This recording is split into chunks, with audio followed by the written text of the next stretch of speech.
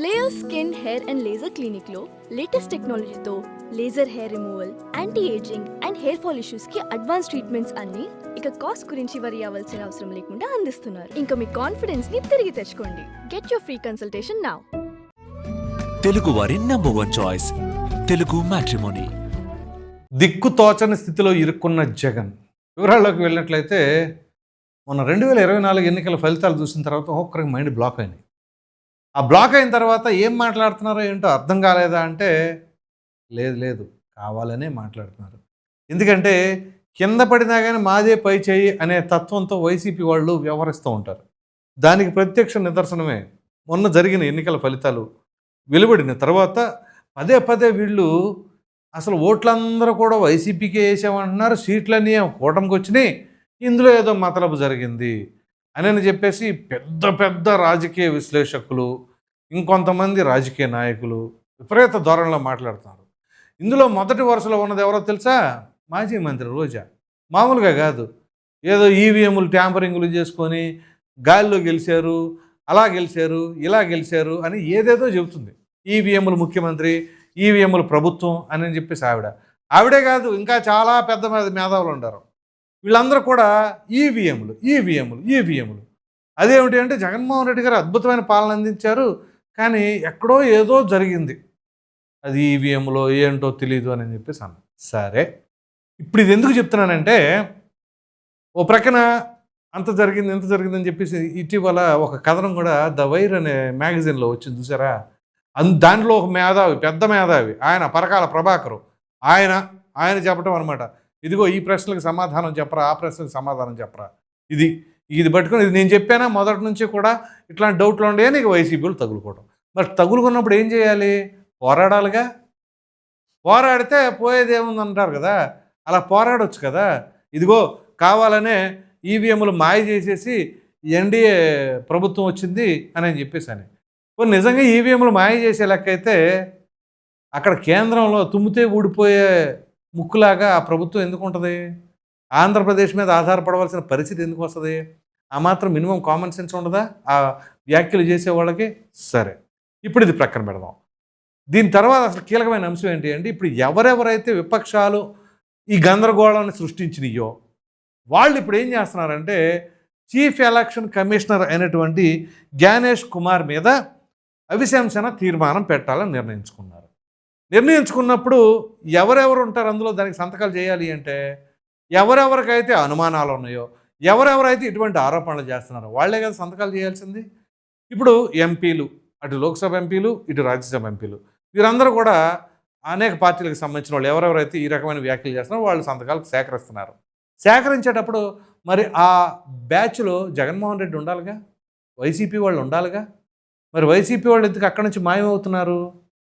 ఇప్పుడు 130 మంది లోక్సభ ఎంపీలు, 63 రాజ్యసభ ఎంపీలు సంతకాలు చేశారు.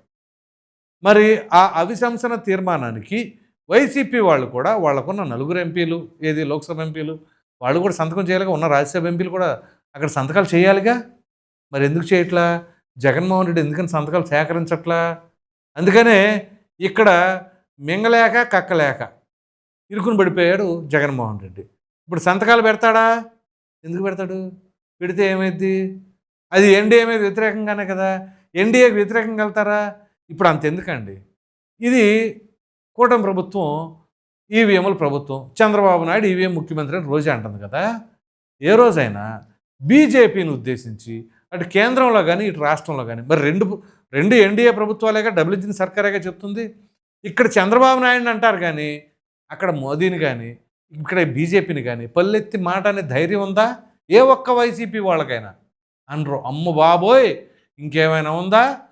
పొరపాటున కానీ మనం బీజేపీని కనుక అంటే ఇమ్మీడియట్గా వచ్చేస్తాయి వ్యాన్లు.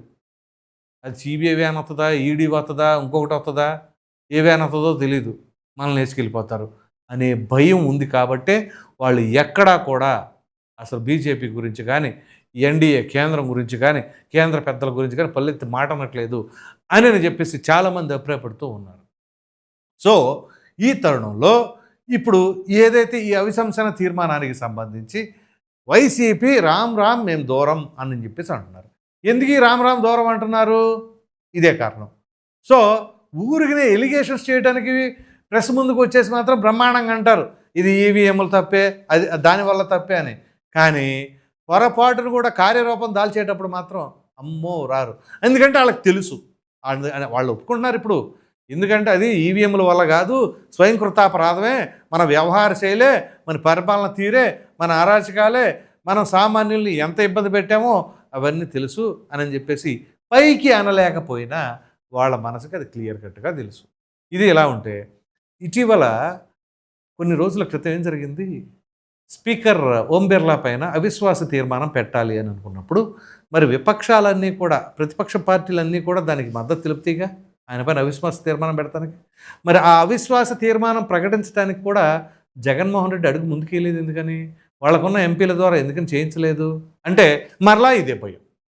ఇప్పుడు వైఎస్ వివేకానంద రెడ్డి కేసులో రిలీఫ్ వచ్చింది కదా, ఆ రిలీఫ్ ఎందుకు వచ్చింది అంటే కేంద్ర పెద్దలతోనే ఆ రకంగా వచ్చిందని చాలామంది కామెంట్స్ రూపంలో చెబుతున్నారు. అది మీరు నేను అనుకుంటుంది కదా, ప్రజలే అంటున్నారు ఆ మాట. సో అందులో వాస్తవం ఎంత ఉందో తెలియదు మనం, ఎందుకంటే కోర్టుకు సంబంధించిన అంశాలు అవి కోర్టు ఏం తెలిస్తే అది దాన్ని బట్టి నడుస్తుంది. మరి ట్రయల్ కోర్టుకి వెళ్ళమన్నారు కాబట్టి ఏం జరుగుతుందో తెలియదు. కానీ దీనికంటే ముందుగా ఆ క్విడ్ ప్రోకో కేసులో ఉన్నాయి చూసారా, ఆ కేసులో రిలీఫ్ రావడానికి గల కారణం కూడా కేంద్రంలోని పెద్దలు అనేది కూడా ప్రతి ఒక్కరు చెప్తా ఉన్నారు. ఇప్పుడు ఆ మద్యం కుంభకోణం కానీ ఏ కేసులైనా తీసుకోండి, జగన్మోహన్ రెడ్డి గారికి బ్రహ్మాండంగా ఎన్డీఏ పెద్దలే కోఆపరేట్ చేసి వస్తారు, ఆయనకి ఎటువంటి ఇబ్బంది లేకుండా చూస్తారు. అసలు ఒక విధంగా చెప్పాలి అంటే అలయన్స్లో ఉన్న టీడీపీ అంటే కూడా అలయన్స్లో లేని వైసీపీ పట్లే వాళ్ళకి ప్రేమ ఎక్కువ ఉంది అని చెప్పి చాలామంది బహిరంగంగానే మాట్లాడుతూ ఉన్నారు. కానీ ఇక్కడ జగన్మోహన్ రెడ్డి గారు ఏం చెప్తారు, మొన్నే కదా పార్టీ ఆవిర్భావ దినోత్సవం గడుపుకున్నప్పుడు ట్వీట్లో కూడా పెట్టారు, ఇది రాజశేఖర రెడ్డి గారి ఆశయ సాధనమే మన లక్ష్యం అంట. ఏంటది ఆశయం? బీజేపీకి మద్దతు తెలపడమా, ఎన్డీఏకి మద్దతు తెలపడమా, రాజశేఖర రెడ్డి గారి ఆశయాలు ఇలా ఉంటాయి అన్నమాట. సో ఇప్పుడు ఈవీఎంల గురించి ఇంకెవరు మాట్లాడతానుకుంటుంది. ఒకవేళ మాట్లాడారంటే ఇప్పుడు ఇదిగో చూడండి ఇప్పుడు జరుగుతున్న పరిస్థితికి దానికి సమాధానం ఏం చెప్తారు? చీఫ్ ఎలక్షన్ కమిషనర్ గారిని ఇప్పుడు దాన్ని నిలదీయండి. విపక్షాల పార్టీలు చాలా వస్తున్నాయి కదా, వాటితో పాటు వైసీపీ కూడా వెళ్తారా? వెళ్ళరు. ఇదో విచిత్రమైన విధానం. ఎందుకంటే ఆంధ్రప్రదేశ్లో ఎన్డీఏ అలయన్స్లోనే మీ అధికారంలో ఉన్న పార్టీలు ఉన్నాయి, విపక్షంలో ఉన్న పార్టీ కూడా జై బీజేపీ అంటారు. మొన్న ఉపరాష్ట్రపతి ఉప ఎన్నిక కూడా ఇదే పరిస్థితి కదా. ఏమిటి అంటే మొత్తం ఇక్కడ ఆంధ్రప్రదేశ్లో ఉన్న ఎంపీలందరూ కూడా ఆ పార్టీ లేదు ఈ పార్టీ లేదు, మమ్మల్ని అసలు అడగవసరలే మీరు, మేమందరం మీకే సపోర్ట్ చేస్తాం అంతే. అక్కడ వాళ్ళు ఏదో నామినల్గా లేకపోతే ఫార్మాలిటీ కోసం అడిగారు అనుకోండి, భలేవాళ్ళు మీరు ఫోన్ చేస్తారండి, మేము బ్రహ్మాండంగా సపోర్ట్ చేస్తాం మీకు. ఇది వైసీపీ ధోరణి. టీడీపీ జనసేన అంటే ఆల్రెడీ ఎలియన్స్ కాబట్టి ఇక అది పొత్తు ధర్మం. కానీ జగన్మోహన్ రెడ్డికి ఏ ధర్మం ఉంది? పొత్తు ధర్మం ఉందా? ఉంది. ఇంటర్నల్ పొత్తు ధర్మం ఉందా? ఒకవేళ అదేనేమో బహుశా అని చెప్పేసి అభిప్రాయపడుతూ ఉన్నారే. సో ఇప్పుడు ఈ అడకత్తర్లో తోకచొక్క అంటారు చూసారా, ఆ పరిస్థితి. ఏమి చేయలేం, ఏమీ అనలేం, ఏదో పైకి అనాలి కాబట్టి అప్పుడప్పుడు చంద్రబాబు నాయుడిని అరుపుతూ ఉంటే సరిపోద్ది. బీజేపీని మాత్రం మనం నోరు తిరగకూడదు, మన నోరు పెకలకూడదు.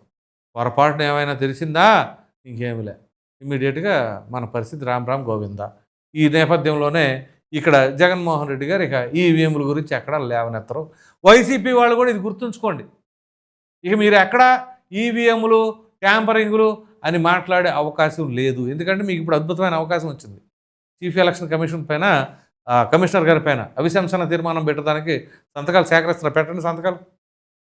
వైసీపీ వాళ్ళు మాట్లాడితే దమ్ము ధైర్యం అది ఇది సింహం సింగిల్ అంటారు కదా, సింహం సింగిలా పాడా ఏమి లేదు అని చెప్పేసి ఈ కార్యాచరణలో వాళ్ళ యొక్క పాల్గొనే విధానం చూస్తూ ఉంటుంటే సింహం కాదు పాడు కాదు, పేరుకే కానీ సింహం అక్కడ ఏమీ లేదు అని చెప్పేసి చాలామంది అభిప్రాయపడుతూ ఉన్నారు. మరి ఇటువంటి తరుణంలో ఇక్కడ ఇక ఈవీఎంలు మాట్లాడటానికి ఆస్కారమే లేదు. ఎందుకంటే మీకు పోస్టల్ బ్యాలెట్ ఉదయం నుంచే అర్థమైపోయింది కదా గాలి ఎలా ఉంది అని ఏంటినది. అంతెందుకండి నేను చేయలేదా సర్వే, ఎన్ని ఊర్లు మామూలుగా ప్రతి ఎలక్షన్కి తిరుగుతూనే ఉంటా. ఎలక్షన్ అప్పుడు కూడా కాదు, 1 సంవత్సరంన్నర ముందు నుంచి తిరుగుతూ ఉంటారు. దాదాపు అన్ని నియోజకవర్గాలు, ఎన్ని నియోజకవర్గాలు ఎక్కడ తిరిగినా మైక్ పెడితే మాత్రం అబ్బా జగన్మోహన్ రెడ్డి గారు సూపర్ అంటున్నారు, మైక్ దిగానే బూతులు తిడుతున్నారు. ఎందుకంటే భయం. ఏమో చూస్తూ ఉండగా కళ్ళ ముందు చంద్రబాబు నాయుడు గారికి కానీ రఘురామకృష్ణరాజు గారికి కానీ వాళ్ళకే అంతంత మాత్రంగా ఉండే, అసలు ఏమీ లేదు, ఎత్తుకెళ్ళిపోయారు. ఇక మనకి ఎందుకు వచ్చిన తలనొప్పి, అదేదో ఓట్ల రూపంలో చూపిస్తే పోయిద్ది అని చెప్పేసి డైరెక్ట్గా ఎన్నికల రోజున ఆ ఓట్ల రూపంలో బ్రహ్మాండంగా రుచి చూపించారు. పోనీ ఈవీఎంలు ట్యాంపరింగ్ చేస్తే 40% ఓటింగ్ ఏడ నుంచి వచ్చింది? 40% ఓటింగ్ వచ్చింది, మా 40% వచ్చింది, 40% వచ్చింది జబ్బలు తెరుచుకుంటున్నారు కదా, మరి అది అప్పుడు ట్యాంపరింగ్ కాదు అట్లాగైతే? పోనీ అదే ఈవీఎంలు అంటే రేపు 2029 కూడా ఈవీఎంలే పెడతారుగా, మరలా అప్పుడు ఎలా గెలుస్తారు? పోనీ 2019లో ఈవీఎంలేగా పెట్టింది, అప్పుడు మీరు ఎలా గెలిచారు? అది ఎందుకంటే మనకి మేము పొరపాట్లు చేసాము, కొన్ని పట్టించుకోకుండా చేయటం వల్ల ఈ విధమైన పరిస్థితి వచ్చింది. ఈసారి అటువంటి పరిస్థితులు తలెత్తుకోకుండా పునరావృతం కాకుండా చూసుకుంటాం, ప్రజలకు అందుబాటులో ఉండేలాగా చేస్తాం, గతంలో జరిగిన పొరపాట్లు మరలా తిరిగి రానేమో అని చెప్పేసి అని హుందాగా ఒక్క నాయకుడు అన్నా సరే మాట్లాడతారా? రాజకీయాల్లో ఆ మాత్రం కూడా మరి రియలైజేషన్ లేకపోతే ఎలా ఎదుగుతారు? సో ఇక మీరంతకు మీరే భస్మాసుర హస్తం అంటారు కదా, బయట వాళ్ళు ఎవరో చేయరు, మనం నాశనం చేసుకోవడం, మనల్ని మనం తొక్కేసుకోవడం అనే తరహాలో ఉంటుందని చెప్పేసి అభిప్రాయపడుతుంది. మరి మీరేమనుకుంటున్నారు? ఇక్కడ జగన్మోహన్ రెడ్డి గారు మరి ఇరుకుని పడిపోయారా? ఇటు సంతకాలు పెట్టకుండా మళ్ళీ దాన్ని గట్టిగా మాట్లాడలేరు. ఇలాంటి పరిస్థితుల్లో మరి ఈవీఎంల వల్ల ఓడిపోయారని ఎవరెవరైతే అంటున్నారో వాళ్ళకి ఎటువంటి సమాధానం వచ్చినట్టు ఉంటుంది అనేది మీ అభిప్రాయాన్ని కామెంట్లో తప్పకుండా తెలియజేయండి. Thank you.